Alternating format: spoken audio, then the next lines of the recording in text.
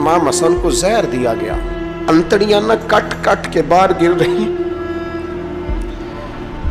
اس شہزادے کی جس نے حضور کی گود میں عمر گزاری، محبوب کے کندھوں پر رہنے والے حسن ابن علی، جناب امام حسین حاضر بارگاہ ہوئے تو ہاتھ پکڑ کے بھائی کا چوم کے رو پڑے۔ بھائی پیارے بھی تو بڑے ہوتے ہیں نا، بڑے پیارے ہوتے ہیں، شدید تکلیف ہے۔